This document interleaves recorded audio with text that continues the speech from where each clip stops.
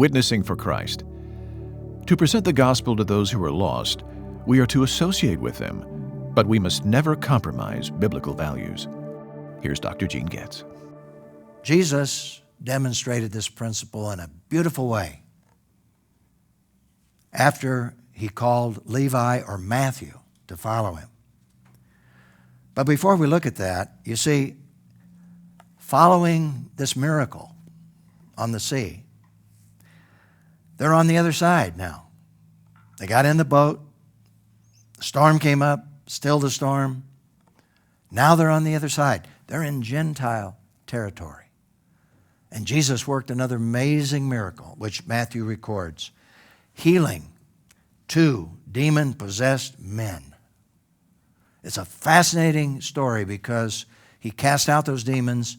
They went into swine or pigs who ran down and into the sea and drowned. By the way, some of you have stood with me and with my wife Elaine right there in that very spot where that all took place. And when you sit on the Mount of Beatitudes, you just simply look across the sea and you can see that particular area. The sea is not that wide, and you can actually see that very place where this happened. Well, then Jesus went back on the other side of the sea, and we have another miracle, as Matthew recorded, and that's the healing and forgiving of the paralytic, which is another fascinating story which demonstrates his deity, because when he healed this particular man, he said, "Your sins are forgiven," and then he healed him, to demonstrate to those who are watching that he could forgive sins. Why could he forgive sins? Because he was the God-man. You see, he's demonstrating that now through these miracles. Now, all of that sets the stage for what Matthew recorded about himself. He's recording, obviously, in the third person here. Matthew's call, Matthew 9:9. As Jesus went on from there, that is, he's now back on the other side, he saw a man named Matthew sitting at the tax office, and he said to him, "Follow me." So he got up and followed him. Matthew's talking about himself. Now, one thing we need to understand, again, is this certainly wasn't the first time that Matthew heard Jesus teach. Just like James and John, just like Peter and Andrew. Remember when Jesus called them? We have the record of that earlier. As Jesus was walking along, he saw these men, he called them. They left their boats and followed him. Wasn't the first time. We know that particularly about Peter and Andrew because they'd met Jesus 6 months earlier up in the Jerusalem area. So they had had a lot of exposure to the things Jesus was teaching. And we can be sure that that happened to Matthew. Jesus probably walked by that tax booth many times. Now, it's very possible that Matthew actually, out of curiosity, followed Jesus up on the Mount of Beatitudes. Can you imagine what he was thinking when Jesus said to store up treasures in heaven rather than on earth? Because he was a tax collector. He was a New Testament materialist. In fact, tax collectors and sinners were used in the same breath. Tax collectors and sinners. Tax collectors and sinners. Now, being a tax collector, this was part of an assignment by the Roman government. And basically, the rules were, you can collect as many taxes as we require. As long as you collect for us, you've got to meet that standard. Beyond that, collect as much as you want. You can cheat people, take advantage of people. Matthew, he was previously called Levi, was one of those men.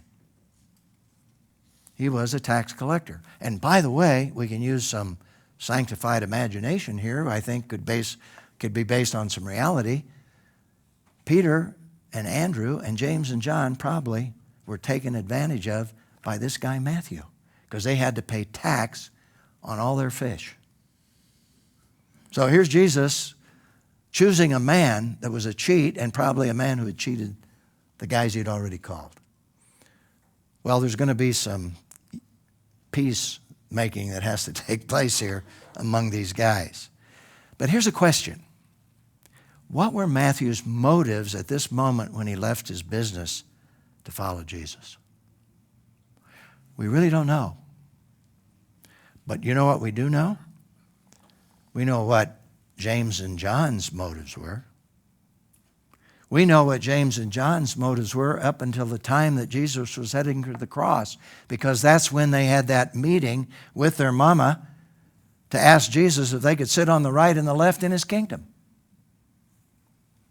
After hearing all of this teaching, James and John were still power hungry. So why did they leave their nets to follow Jesus?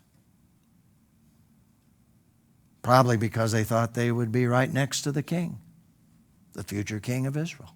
It's going to take time for these men to get their act together, to realize who Jesus really is. And the same thing was probably true of Matthew, because he didn't know who Jesus really was. He thought he was going to be the future king of Israel. Wow, he might become the treasurer of the king because he knows accounting. He knows money. We don't know what his motive was. We can be sure that probably his motive was not right, not pure, because he too is in process, just like the other apostles. Now what happened is that once he followed Jesus, once he decided to leave his business, we read that he staged a great banquet, a grand banquet. And here's what we read in verse 10. While he was reclining at the table in the house, many tax collectors and sinners came as guests to eat with Jesus and his disciples. In other words, Matthew, then called Levi, said, I'm going to stage a great banquet in my house. This was in Capernaum, which means he probably had a huge house, because he invited all the tax collectors and sinners to come to this banquet. What was his motive? Again, we don't know. If he was following James and John and their motives, it probably was arrogance. I'm getting to know the future king. I'm getting to know the one who's working these miracles. But the fact of the matter is that Jesus, whatever Matthew's motives were, Jesus used that opportunity to be a witness to who he really was. Because Jesus went to that banquet. He was eating with these tax collectors and these sinners. But the Pharisees were looking in. How can this be? And they had their objections. And we read about that in verse 11. When the Pharisees saw this, they asked his disciples, why does your teacher eat with tax collectors and sinners? Not realizing their own sin and their own evil ambitions, again, being very, very legalistic. And Jesus understood that because he was God. He heard about it, obviously, in his omniscience, he knew it. But notice it says, but when he, Jesus, heard this, he said, those who are well don't need a doctor, but the sick do. And I can see him looking around at these Pharisees outside the house. He probably raised his voice so they could hear him. Go and learn what this means. I desire mercy and not sacrifice, for I didn't come to call the righteous, but sinners. And there he's quoting an Old Testament prophet to demonstrate that their sacrifices meant nothing because their hearts were not right. And so he spoke. And the interesting thing is, what Jesus was saying to them is, you say, I shouldn't be here. And you're judgmental of these tax collectors and sinners. And you won't associate with them. But you see, it's just the opposite. You're the ones that are sick.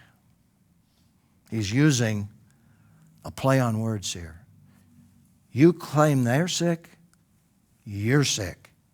You're the ones that need the message of life and honesty. And by the way, Jesus did the same thing after he healed a blind man in John chapter 9, when he said that those who need to be healed are those who say they can see. And he said to these Pharisees, you say you can see, but you're blind. And that's exactly what he's saying here with this reverse language. Jesus used this opportunity to communicate with them the truth. He didn't bypass that opportunity to be light and salt. He was actually demonstrating what he taught in the Sermon on the Mount. For the apostles, those who were looking in, we are to be light and salt. And we've got to be with them to reach them, but we cannot be like them. And we see Jesus beautifully demonstrating that here. So he illustrates this principle, which is to present the gospel to those who are lost. We're to associate with them, but we must never compromise biblical values. Which raises this question, how can we practice this principle of being salt and light in this world without violating John's exhortation in his first epistle? And in his first epistle, this is what John said, is a warning about the world. Do not love the world or the things that belong to the world. If anyone loves the world, love for the Father is not in him. For everything that belongs to the world, the lust of the flesh, the lust of the eyes, and the pride in one's lifestyle is not from the Father, but is from the world. And with that statement, that defines those tax collectors and those sinners. The lust of the flesh, the lust of the eyes, and the pride in one's lifestyle. That's what the kind of man Matthew was. But he's going to become a true follower of Jesus Christ. But that statement also defines the Pharisees, the religious leaders, because they were motivated by the lust of the flesh, the lust of the eyes, and the pride in one's lifestyle. The difference is they should have known better because they had the truth, particularly from the Old Testament, and had perverted it, had misused it, and abused it. So how can we be in the world without becoming a part of this world? It's possible. Jesus demonstrates that it's possible.